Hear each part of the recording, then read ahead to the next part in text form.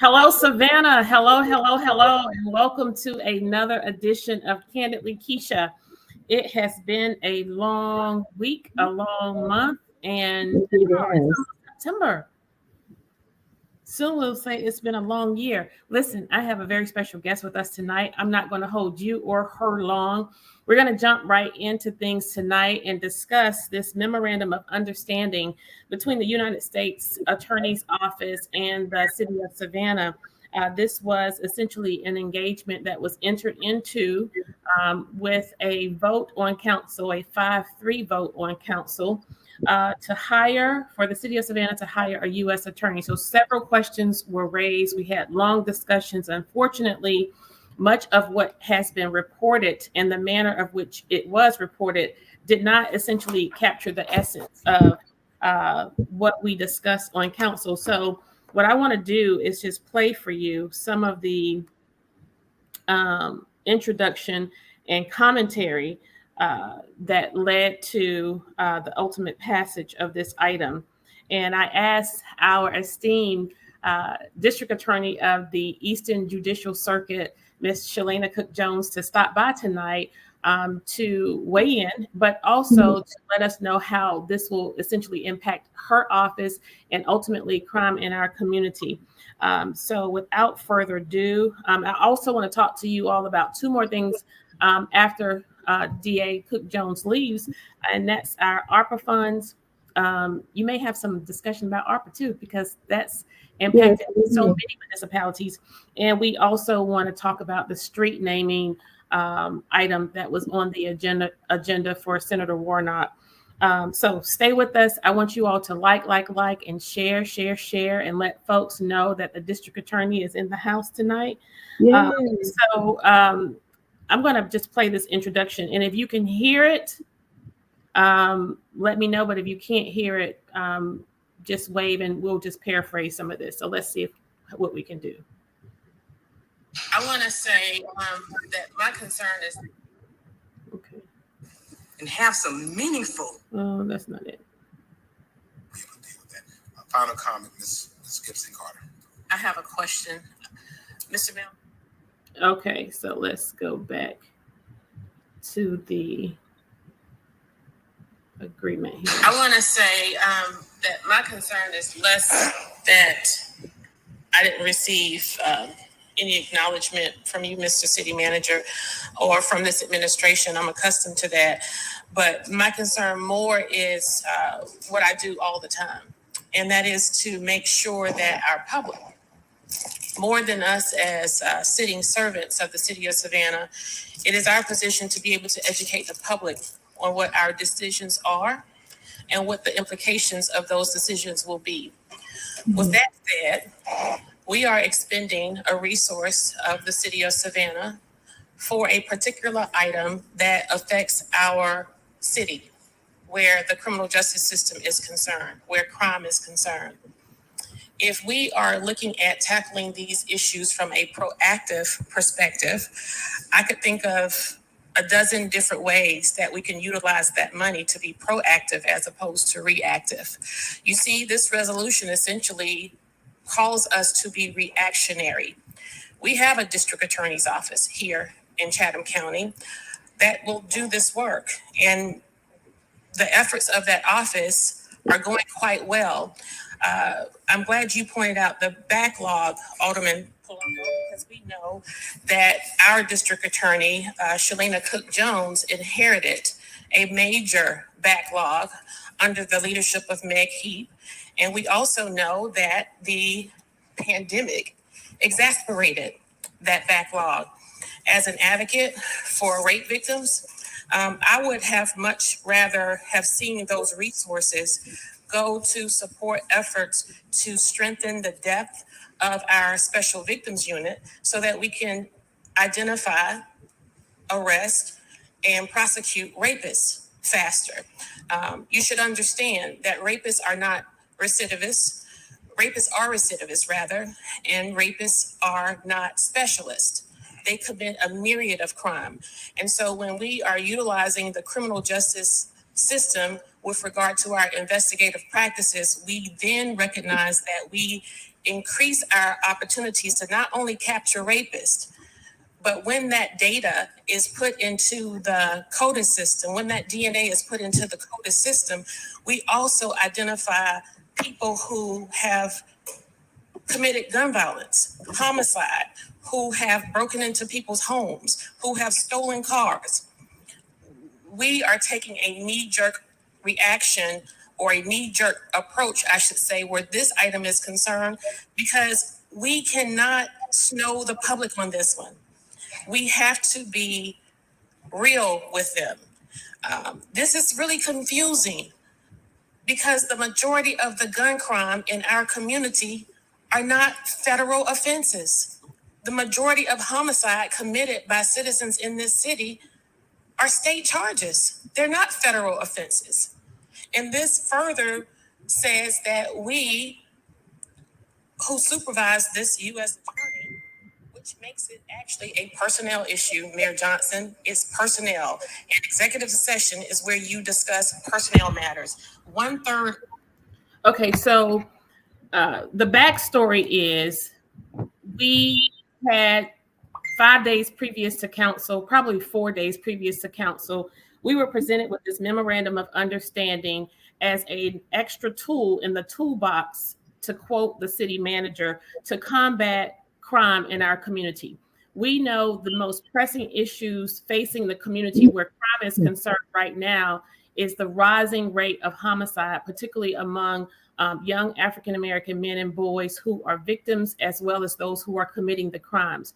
And so I embrace opportunities to be proactive always, but the issue I have with this particular memorandum of understanding is the reactionary approach, but it's a reactionary approach that has not been well thought out or prioritized, particularly when we are looking at the fact that we did not have data to support an item like this to say we have an influx or increase in federal crime in Savannah. Therefore, we are going to strengthen our U.S. Attorney's Office by hiring and paying for a staff attorney to support their efforts.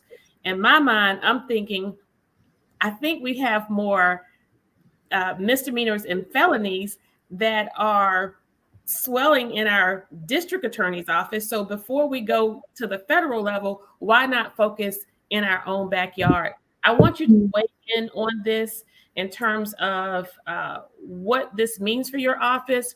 I have a recording here where the mayor says that you were contacted in May. He states that he sent you a memo in May, and the city attorney said that he did not contact you. So let me just be quiet and let you weigh in here. Well, there's a lot to parse through, Alderwoman. And let me start by saying this.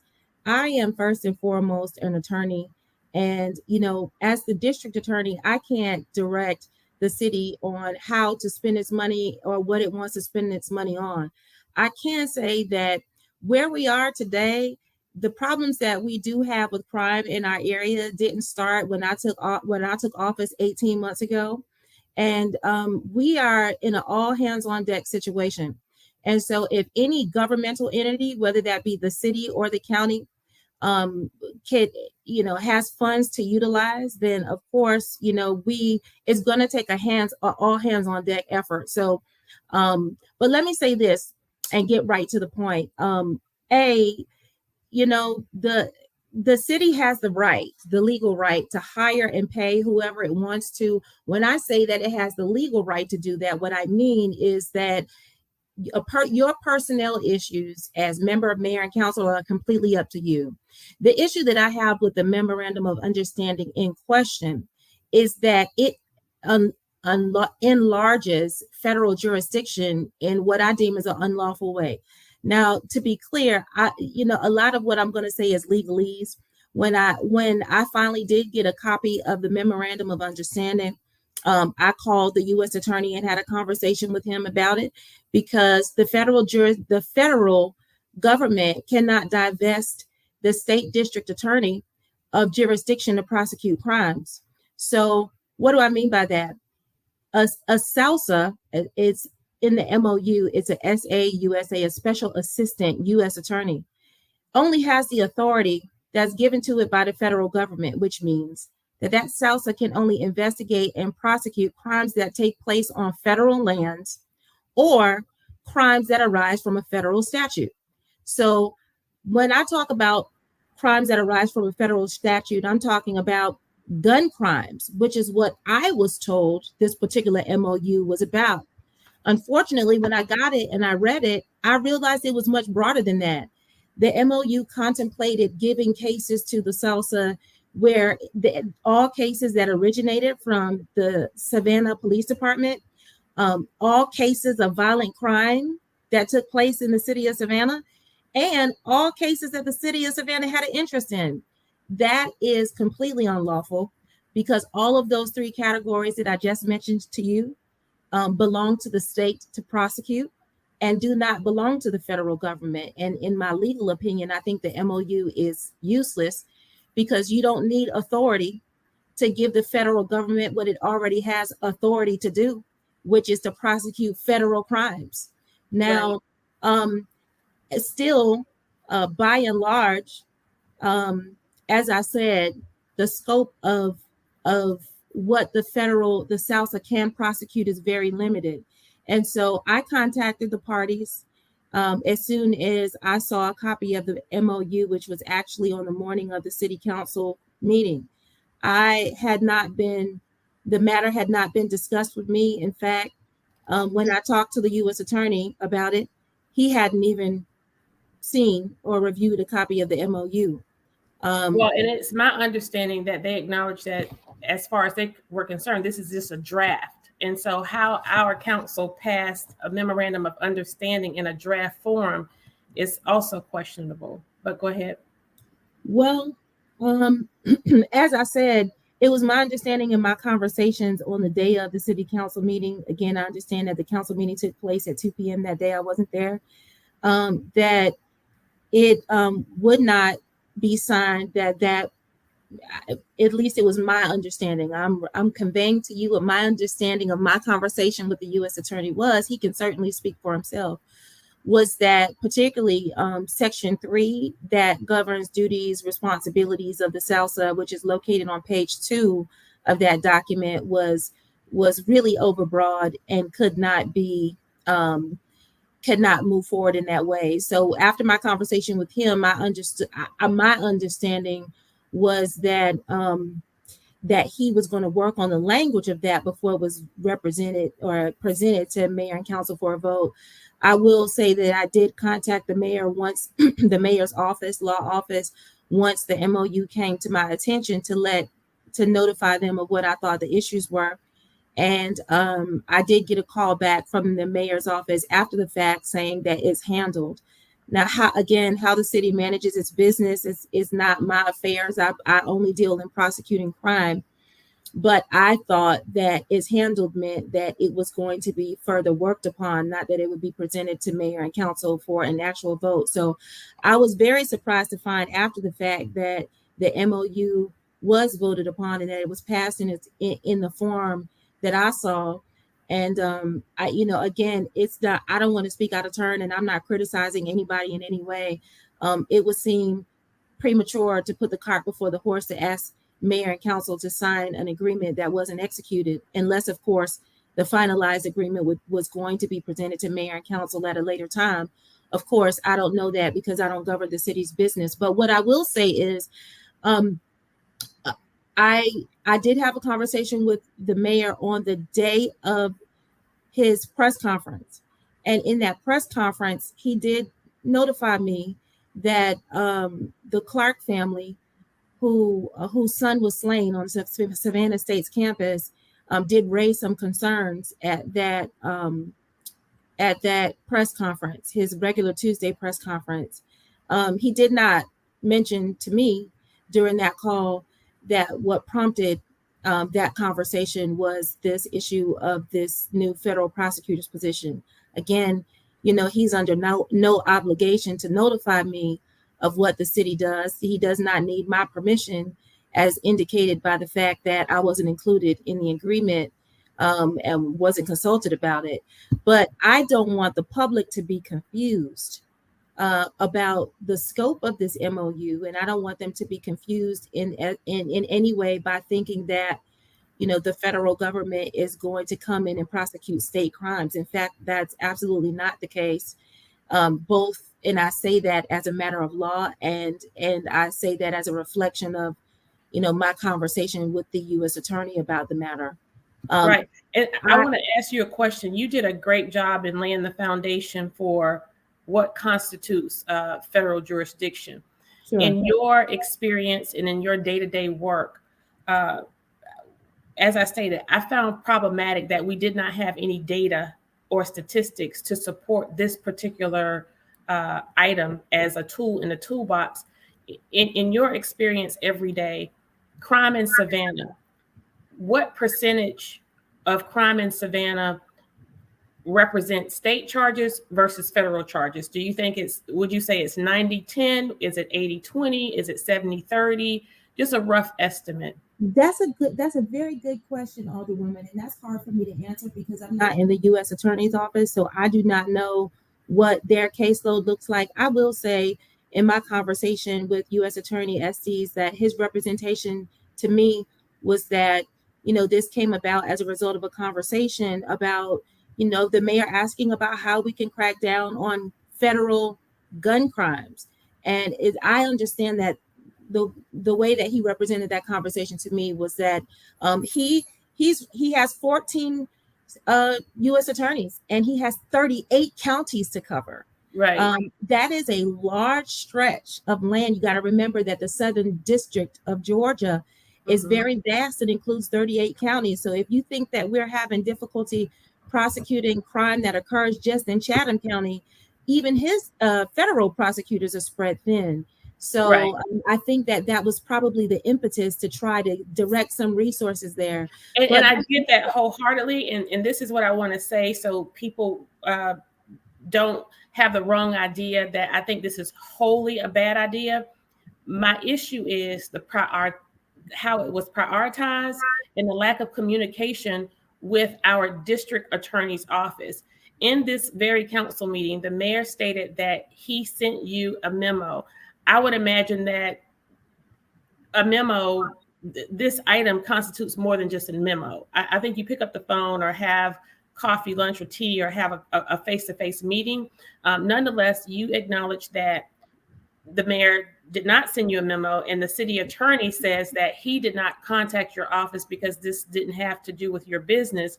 But from where I'm sitting and the messages that I received on our alerts where crime is concerned, I would say, just from my position, the vast majority of the crime committed in this city fall under a state level purview, not federal. Well, and so I would say that you're right as it relates to state jurisdiction. And I think that everybody has heard me say over and over what our backlog is and the state of crime in Chatham County. Let me say this. I wholeheartedly believe, and I have said this since I've taken office, that crime is everybody's problem. Public safety is everybody's issue. And it's going to take everybody's resources across the board to really make a dent in what we're seeing. Even though ARPA funds came along and said that it was designed to help with backlog relief and the cloud system, there has been a saying since the beginning of time that the wheels of justice turn slowly. And when I took office, that's why I said that one of my goals was to create a criminal justice system that operates efficiently, equitably, and effectively. Because the longer a case stays in the court system and lingers, the longer we delay justice, the longer it takes for victims to get their day in court. And cases don't get any better the more clogged our system is. It is going to take every segment and every silo of the criminal justice system to pull resources together in order to fix this problem. And so to that end, I will say this. I have made several attempts to have a one-on-one meeting with our mayor. To date, I have not gotten a one-on-one meeting with him. I know that he's very busy, as we all are very busy. And I'm hoping that one day he will make time to meet with me over lunch to talk about the issues that concern our shared constituents. As to a memo that was sent to me in May, that is not the case. I have not heard from the city manager, Mr. Melder, and the police chief, Mr. Mentor, and the mayor and I have sat down to talk specifically about shootings and officer involved shootings that have taken place in our jurisdiction. We have not talked about any MOU or any proposal about the creation of a SALSA position to treat this issue. More importantly, I would like to point out that in November of 2021, my office did send a request for help to the mayor, to the city manager, to Mr. Massey, and through Alderman Palumbo to have them consider using some of the millions of ARPA dollars that were given to the city to share some of those resources with us so that we could, hire prosecutors, hire victim witness advocates, put more manpower in the court We system. never got any of that And- information. That was never shared with us. Okay, well, I have a copy of that. It was provided, it was sent, it was emailed to the parties that I named. It's dated for November 21st. And the word that I got back was that it was dismissed out of hand. So to know that the city has these resources available and would not assist in on the state level. The other thing I want, that I want to make clear is that when we came into office, we established the ROC, which is the District Attorney's Racketeering and Organized Crime Coalition. And that is a coalition that's made up of several law enforcement agencies, community activists, and it also has a legislative arm. We invited the mayor to participate in that. I do believe that Chief Mentor has attended one or two of our sessions, but I know that the city was more vested in starting its own violent crime task force. So let me say this. I am in no way do I intend for this to be a aha gotcha moment. I really believe, I say this because for two reasons. The first is oftentimes there are a lot of things that circle around in the media and people want their ears tickled, but they don't want to listen to the issues. Mm-hmm. And what I found is that larger circuits, often newspapers, they want to get stuck on rubrics and backlogs when we are fighting real issues in our court system. Before people say, yes, we do have problems, but I want our Chatham County citizens to know that since April of 2021, as soon as these courts open, my prosecutors have been trying murders, sexual assaults, aggravated assaults, child molestations. In fact, just 2 weeks ago, our office won 3 separate cases: a child molestation, an aggravated assault, and a murder. We sent that out for a press release, and for whatever reason, the press outlets didn't want to pick that up. But they do want to talk about things being soft on crime. And so what I want our citizens to know is don't be fooled. My greatest desire is to make sure that I can get out into the communities and educate people about the issues and what's going on. Listen, I don't lay blame on anyone. We've got to do a better job educating our communities and educating our public about the full scope of the issues. And the only way for them to be able to make real informed choices is for them to hear from all parties and stakeholders at the table. So I would just ask, while none of us, we're all sovereign, we're state elected officials or city elected officials, and none of us are required to talk to any of us. But my hope would be that if we want a better tomorrow for our citizens, we would invest more time in being collaborative and having collective conversations that will increase public safety for everybody. Right. Well said. Well said. And what we want to recognize, my position is to do just that. And that's why I asked you to come on tonight. And I appreciate you taking time out of your schedule to share, because when narratives are formed in one medium and not shared in others, people get confused.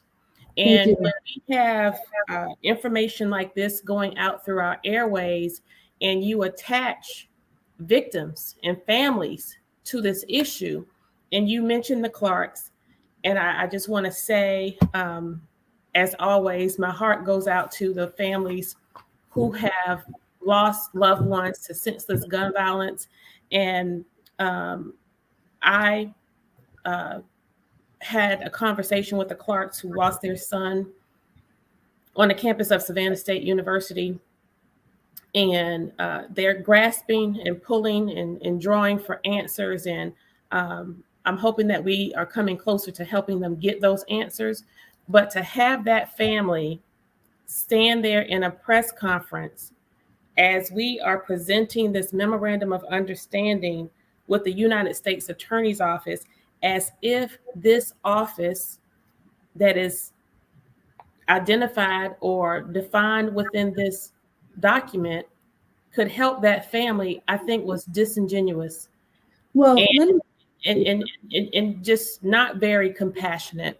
We cannot politicize and sensationalize people's pain. right. And what I want the public to know, that when it comes to tackling crime, when it comes to tackling gun violence, we must first tackle poverty.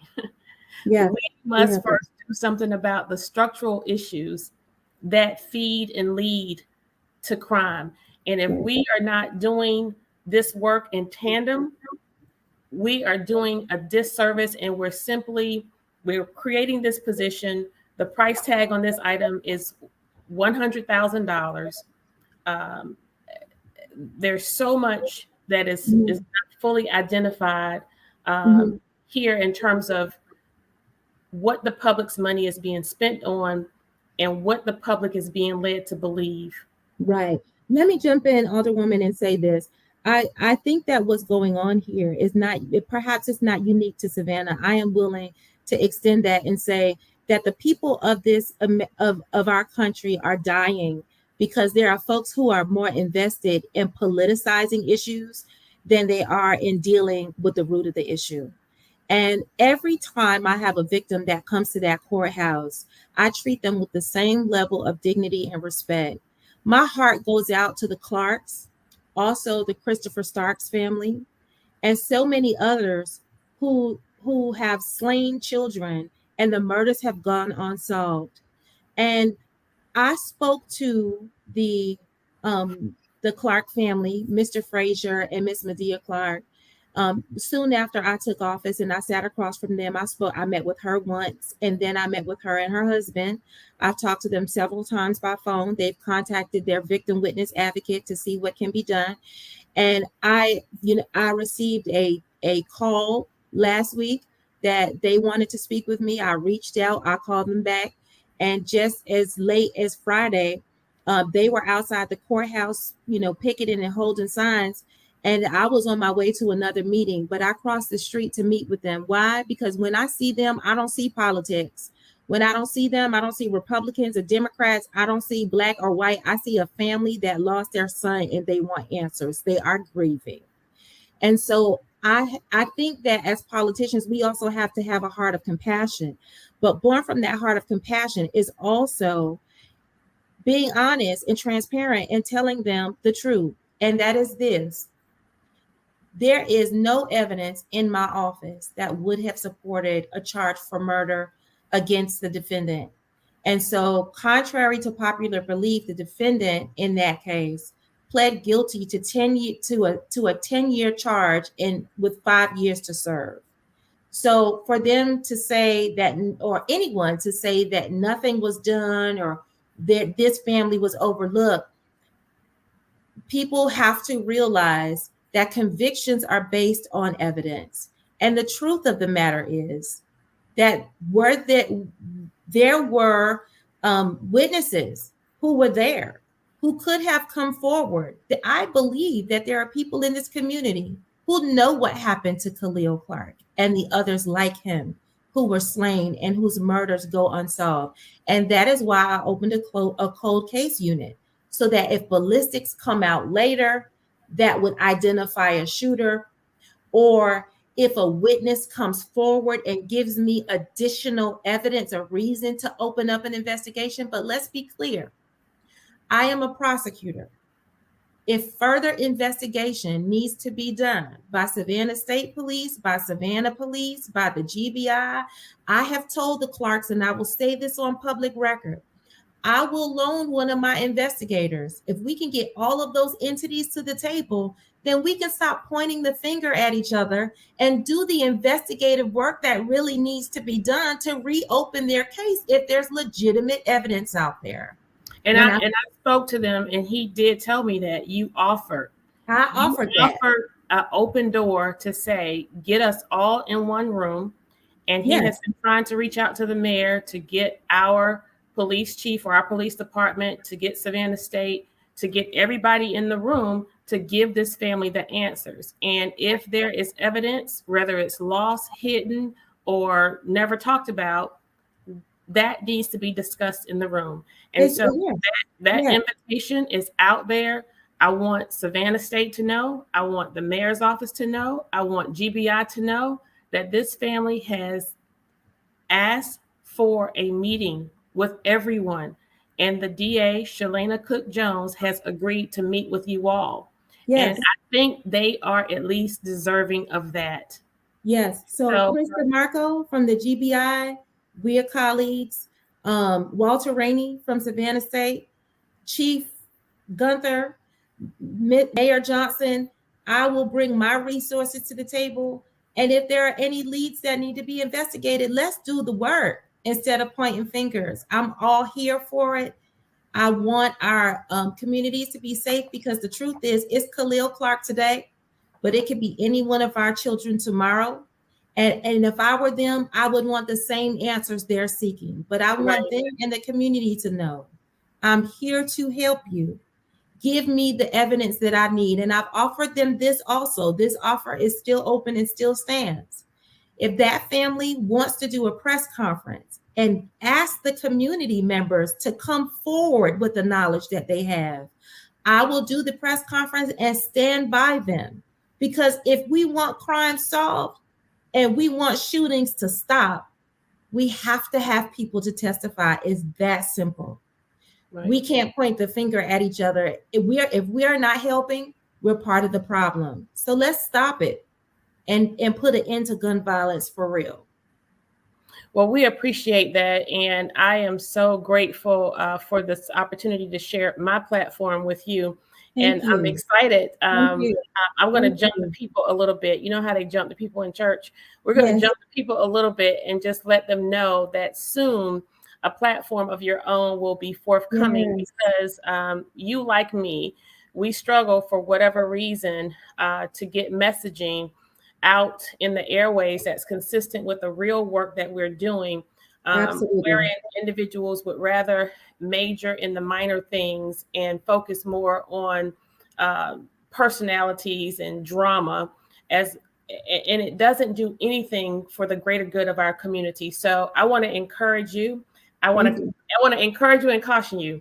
I want to encourage you, and I'm so excited, and I'll be looking for your platform. But I want to caution you, don't do it every week. Well, listen, once every 2 weeks or once a month, or get somebody else to come on with you, because it is, when you're serving at the level of which we are serving and giving, it's a lot. It's a lot. And I think by the grace of God, we make what we do look easy. And the curse of African-American women, the curse of women, female leaders, is that we make what we do look too easy.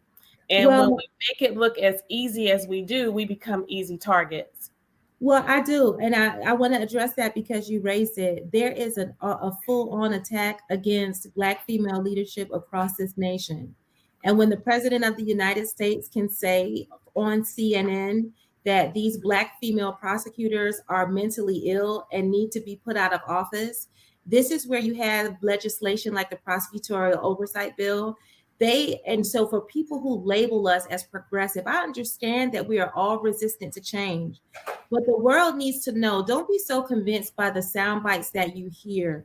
We are out here, we are doing the work, we are doing the groundwork, and we need your support and your listening ear, because it's time for change in our nation and in our county.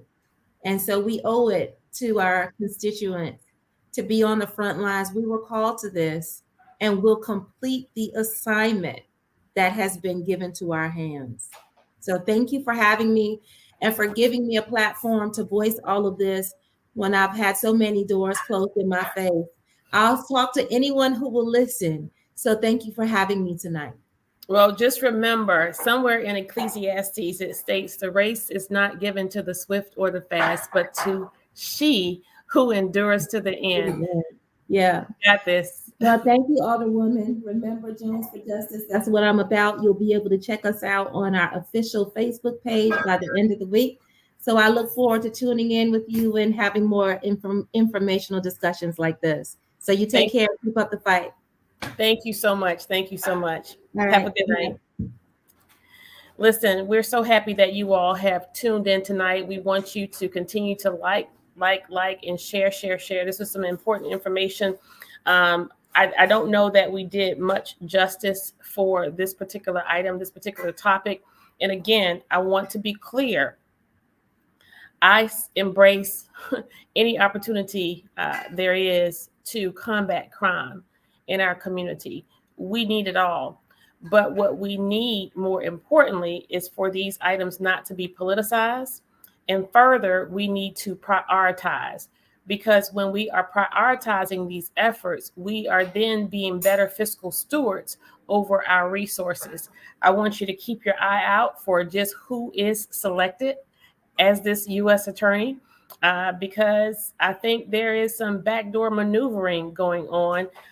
It's political season. This is the season of politics. Remember, we are amidst major campaigns coming up in our locality as well as across the state. And so we do not want your tax dollars to be used and abused as individuals are seeking office. One other item came up on our agenda that I want to share with you and just hit home just how serious I am when I say that the city of Savannah, when it comes to our city services, when it comes to your tax dollars, we should have no concern about party affiliation. We should have no concern as to whether it's male, female, black, or white. What we should be most concerned about are those things that are consistent with us living in harmony and community, as well as being able to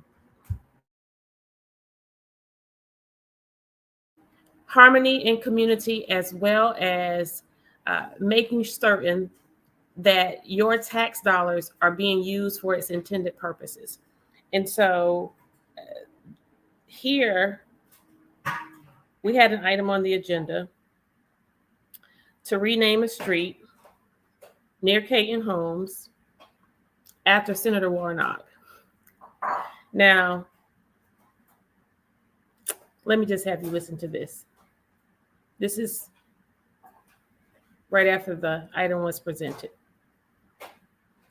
And have some meaningfulness behind these street names, we need to do so. That's all I got to say about it, Mr. Mayor. Thank you, Alderwoman Gibson Carter. Mayor Johnson, I want to remind council that we are amidst an election season, particularly for the office that Senator Warnock is vying for. And while everyone has their preference, I caution us in using this platform to push forth anybody's political campaign, because it's just not fair to anyone.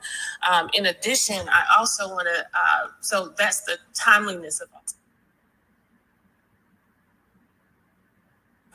And have some meaningful. That's all I got to say. And while everyone has their preference, Senator Warnock is vying for. And while everyone has their preference, I caution us in using this platform to push forth anybody's political campaign, because it's just not fair to anyone. In addition, I also want to, so that's the timeliness of all of this that I have an issue with, but also the area of which we are seeking to rename or bestow this honorary designation, which quite possibly is deserving in his own right. But in all that I have experienced with citizens who live within the units of our housing authority, many that are in deplorable conditions. Recently, I shared photos of a mom's apartment that's layered with mold. We further recognize the homicide that occurred in Yamakra, where 15-year-old Desiree Gilliard, God bless her family, that individual still has not been identified or captured. Then I look at the greatest atrocity that occurred in this nation, where over 400 individuals were sold into slavery, ripped from their homes, a place we call the Weeping Time that was essentially desecrated by a majority vote on this council. I would be remiss if I didn't mention all of that, because the people who are being impacted, adversely impacted by this, they're watching and they're seeing the decisions that we're making. And then I think about the advocates of Susie King Taylor, who have been seeking to rename the square. And they've been doing that for over 2 years now, and how this item at this time gets ahead of that. Alderman Leggett, I thought we had 5 votes. I don't know why we haven't done that yet. But just on sheer principle, I cannot bring myself to support these items that just appear before us. Thank you. Okay, thank you. Mayor. So 1 second.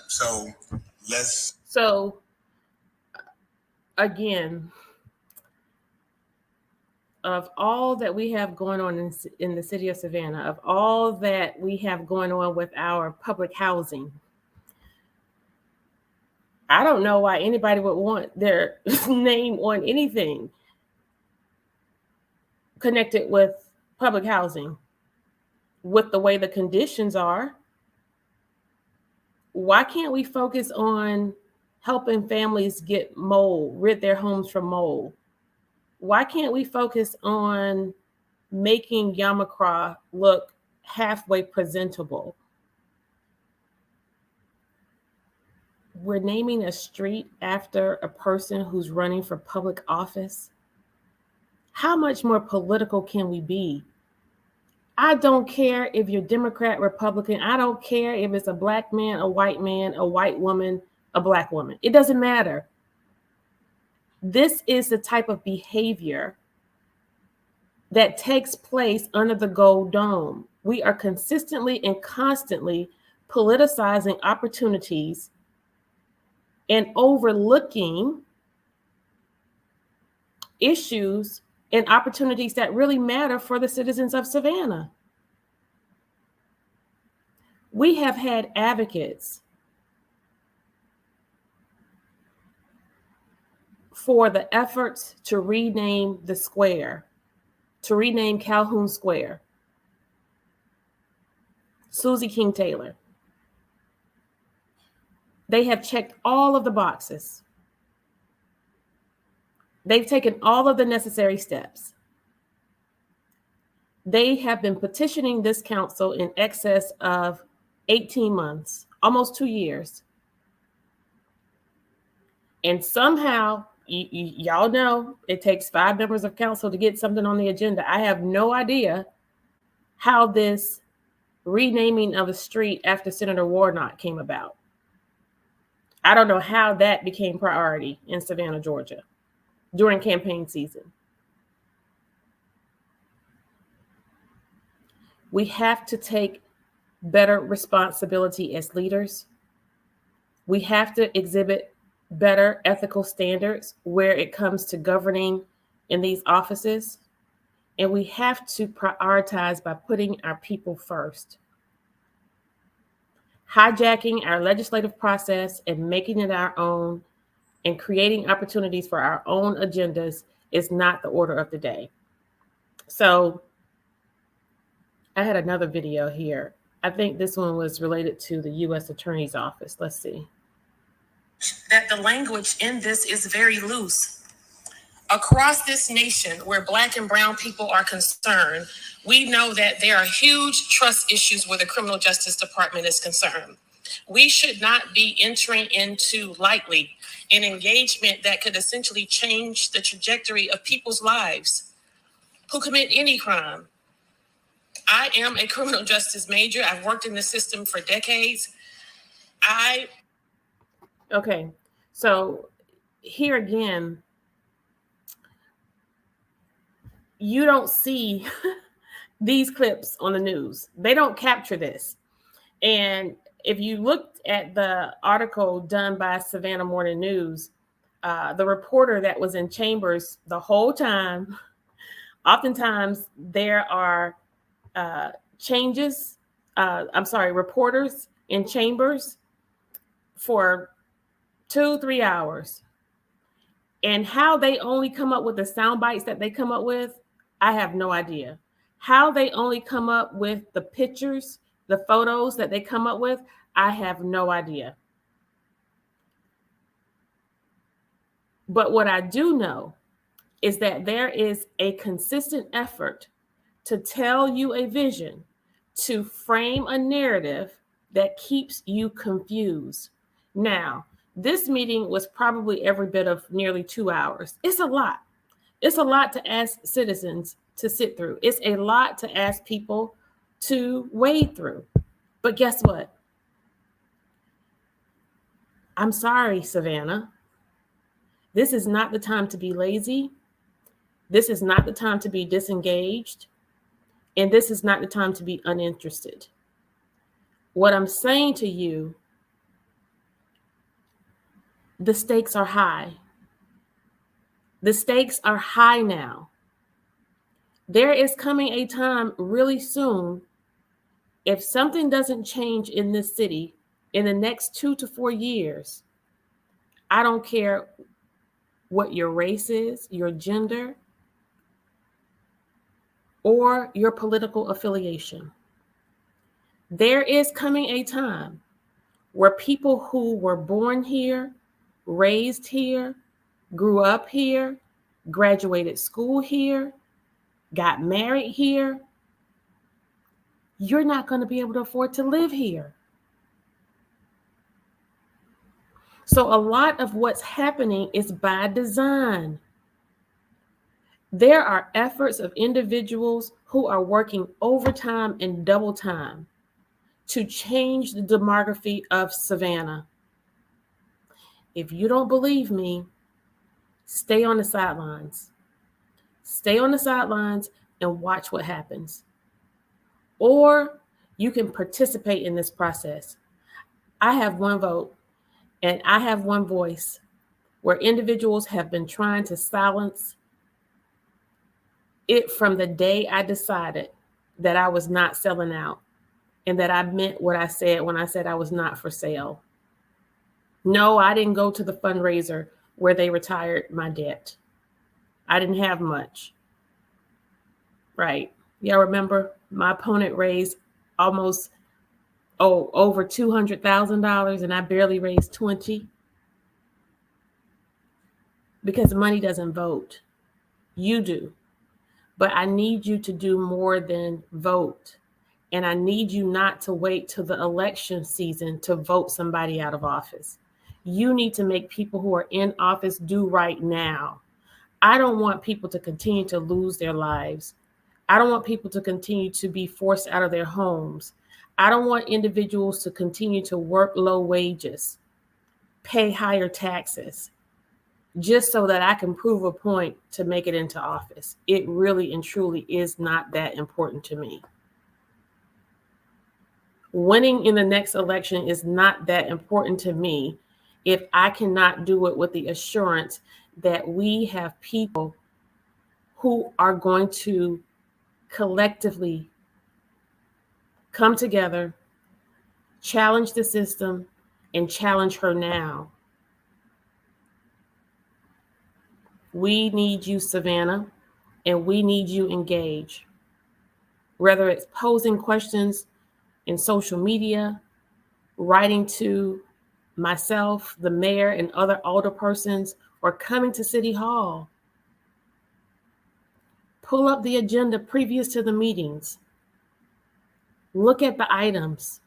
Oftentimes, there's anywhere between 20 and 50 items on that agenda. Look at how we are spending your tax dollars. If there is an item that you have a question about, if it's something that's questionable, let us know. Go to the website, go to the clerks tab, clerk of council tab on the City of Savannah website, savannahga.gov.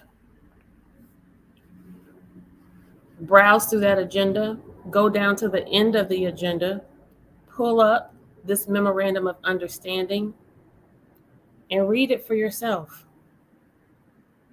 You decide, is that the best use of $100,000 for one individual? And again, let's not forget, let's keep our eye on who they're going to hire and see who they are connected with or to. Whose BFF is it? Whose campaign did they work? These folks can't even be original in their missteps. Do we have another video here? These are out of sequence, I think. With our district attorney, Shalena Cook-Jones, on this. No, ma'am. It's not for her office. It's for. Okay, this is me asking the city attorney if he, right, that's all they have is sound bites. If he consulted with the district attorney, Shalena Cook-Jones. Let's listen to this. With our district attorney, Shalena Cook-Jones, on this. No, ma'am. It's not for her office. It's for the U.S. Attorney's Office. Okay, so we have one of the chief law enforcement officers of Chatham County, and we did not collaborate or consult with her as we are seeking to engage into this. This is going to affect her work tremendously, quite possibly in a positive way. So I think it would have been worthwhile to just at least share it with her, to inform her. Mr. Attorney. Yes, ma'am. I understand your point. I don't agree. Okay. I don't agree, but I understand your point. It's just a different office. Mm-hmm. Okay. I also want to acknowledge that in this agreement, it acknowledges that we would have the prerogative as to somewhat cherry picking who in what case. Okay. Yeah. So that's what I'm going to do. I'm just going to bring it to you all. I need you to come with me, though, because it gets exhausting recording this stuff and then trying to send it to the producer, because I always send it late and then get it to you. But this is not what they report on. They don't report this. They don't capture our commentary.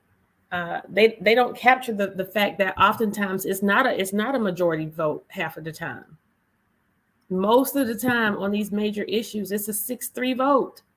Myself, Alderwoman Blakely, and Lanier are generally dissenting on behalf of the people. But I digress. Pay attention, Savannah. Pay attention. We are in deep battle.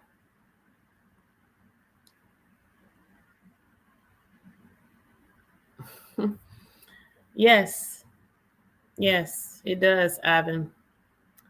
It really does. And there was a question by Ms. Roberts about the districts, first district, and how does Yamacraft Village moving from first district to second district impact the voting base? It's all by design. It's all by design. Because guess what? You all know what what District 2 is. District 2 is now the entertainment district, right? District 2 is primarily our downtown corridors. And if they now are folding in Yamakra, Yamakra wasn't good enough for District 2 before, right? So I was in District 1 with the West Side. But now there are big plans for Yamakra in District 1 and District 2. So why not snatch her up there? Pay attention. Pay attention. I'm not sure how many short-term vacation rentals exist in the 2nd District, Rebecca, but we do know that that ordinance or the lack of an ordinance initially when these short-term vacation rentals were allowed preceded rules and guidelines that would foster equity and balance so that we can maintain harmony in neighborhoods and balance that with people being able to earn a living.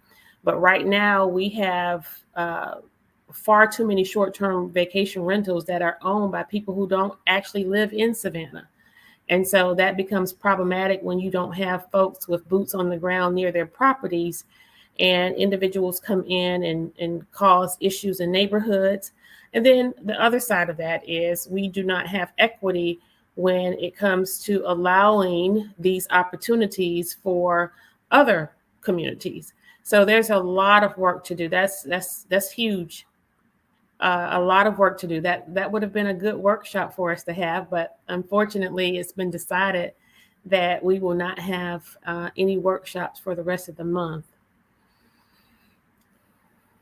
Yes. I don't think journalists have much integrity these days. They just are talking heads and they do what they're told and they can't exercise their own thoughts and their own mind. I realize they have to do what they have to do for their livelihood, to pay their bills, but that's a miserable way to live, a life of lies and deceit, particularly when you live in a community. I think a part of the problem with our reporters and journalists is that a lot of them do not live in the city of Savannah.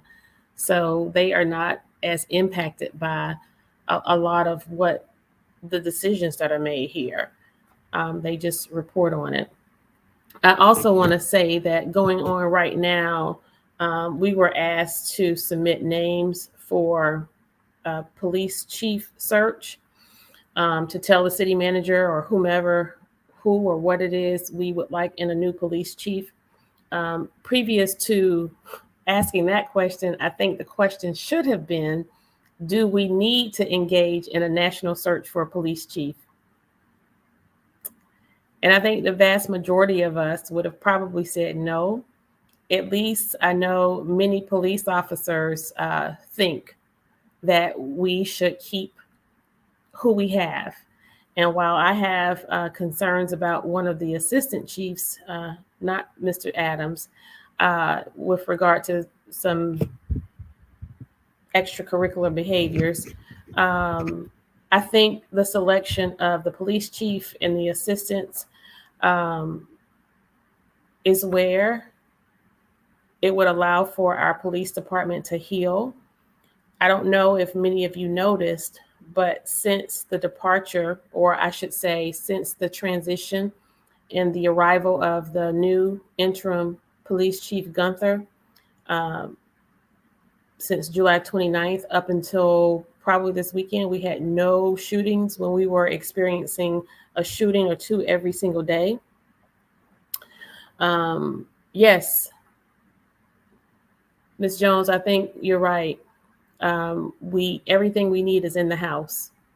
We do not need to expend another $100,000 to bring somebody in from another state who will possibly come in their attempt to make the department their own.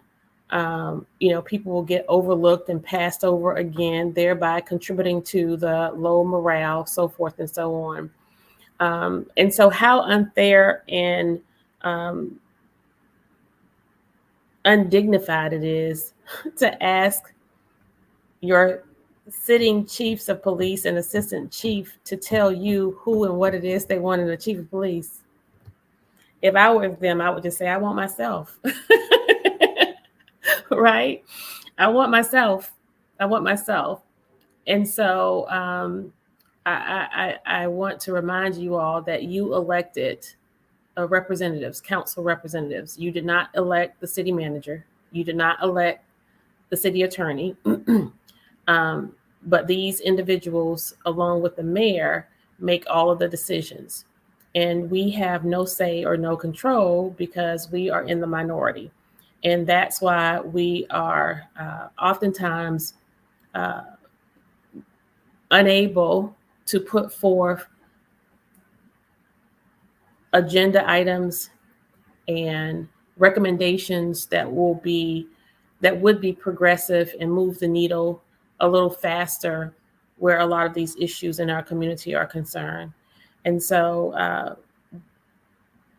while we have one voice and one vote and we don't have the media on our side, we know that we have the people on our side, and we know that we have your voice and we can depend on your vote. And so going forward, we just want you to pay closer attention and do me a favor.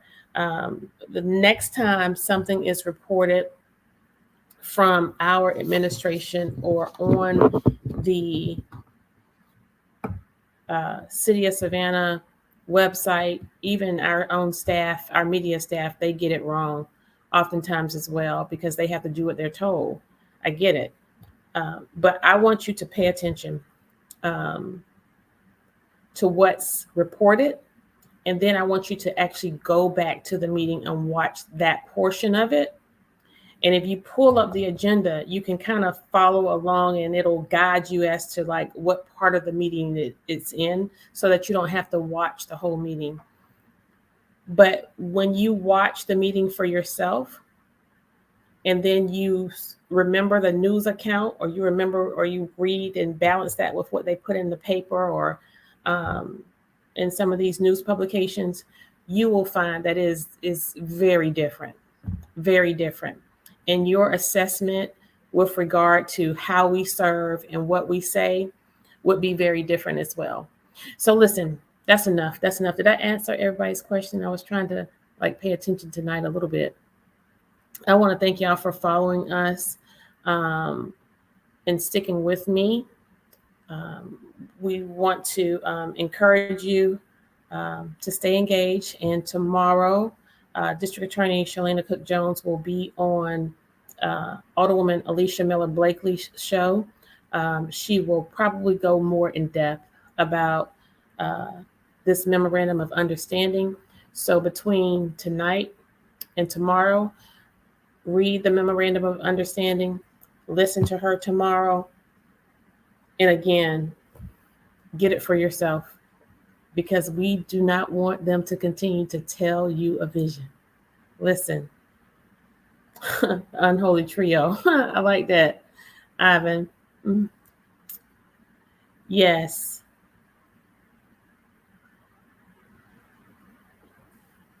I would say so. I would say so also, Ms. Roberts. But you know what? That message will be better received if you were to put that in writing and send it to City Hall. Memorandum of misunderstanding. Ivan, I love you. I love you so much. I wish I had your wit. Yes, share your thoughts. Go to the City of Savannah website. Our emails are there too. You can email each and every last one of us and let us know how we feel. And listen, all y'all's property taxes are going up too. The majority on council voted for a rate, for the millage rate. Your taxes are going up again. But if you all had mobilized and showed yourself strong down there to City Hall and looked at us in the face collectively, you could have added to my vote, Alderwoman Blakely's vote, and Alderwoman Lanier's vote, and we could have reduced your taxes. Yeah, we actually had an opportunity to reduce the taxes of the citizens of Savannah. You know why I wanted to reduce them? Because we collected more tax dollars via your property taxes than we needed last year. Mm-hmm. And this year, you're being taxed at a rate that at the end of this year, we would have again collected more than what we needed.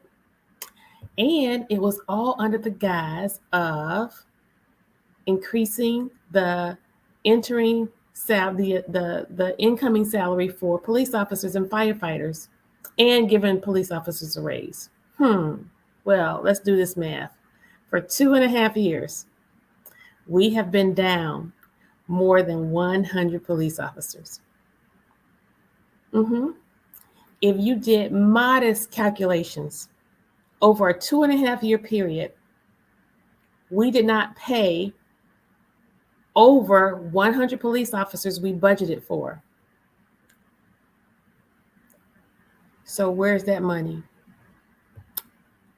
And even if my math is off, we're talking $5 to $8 million. So you raise the taxes of citizens when you got $5 to $8 million that you didn't spend? Ask questions. Pay attention. I'll keep asking the questions for you, and I'll keep paying attention for you because that's what you sent me to City Hall to do. But when I have people telling me to shut up, and you all sit on the sidelines and just watch it as if it's entertainment, I'm not made of Teflon, y'all. But guess what? When they don't let me fight like a girl, I beat them like a man. Y'all have a good night. I love you.